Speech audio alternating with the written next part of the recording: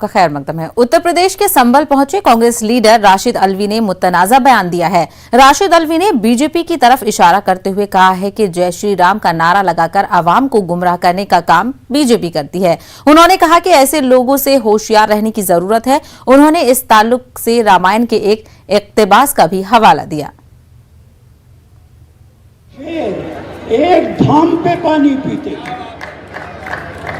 उस राज्य के अंदर नफरत कैसे हो सकती है। लेकिन आजकल कुछ लोग देश के लोगों को जय श्री राम का नारा लगा के गुमराह भी करते हैं।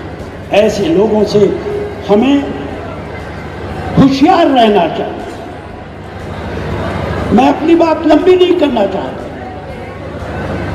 लेकिन रामायण में आता है कि जब लक्ष्मण जी की हालत खराब होती है और कहा जाता है कि संजीवनी बूटी सूरज निकलने से पहले आनी चाहिए वरना जिंदगी बचना मुश्किल है, तो हनुमान जी की जिम्मेदारी लगाई जाती है, जाइए संजीवनी बूटी लेके आइए हिमालय पहाड़ से।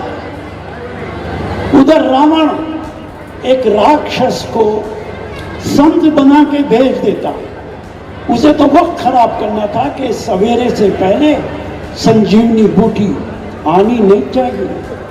हनुमान जी ऊपर जा रहे, वो राक्षस नीचे बैठ के जय श्री राम का नारा लगा रहा। आजकल तो बहुत लोग लगाते, हनुमान जी ऊपर से नीचे उतर आते। वो तो भक्त हैं, वो आके बैठ जाते हैं पांव के अंदर। तो ये राक्षस कहता है इसे तो वक्त खराब करना था, पहले जाओ मानसरोवर के अंदर स्नान करो। बगैर नहाए जय श्री राम नहीं बोला जाता। यह अलग बात है आचार्य जी, आज जो जय श्री राम बोलते वो बगैर स्नान के बोलते। एक मगरमच्छ पांव पकड़ लेता हनुमान जी,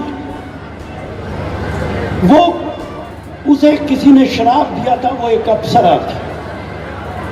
वो अप्सरा बन जाती है और वो हनुमान जी से कहती है, हनुमान क्यों वक्त खराब कर रहे हो, तुम्हें तो सूरज निकलने से पहले जाना है संजीवनी बूटी लेकर।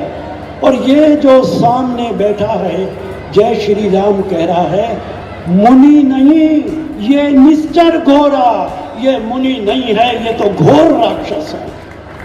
मैं आपसे बस इतनी बात कह के अब आपसे विदा लूंगा कि आज भी बहुत लोग जय श्री राम का नारा लगाते हैं, वो सब मुनि नहीं, वो निश्चर घोर।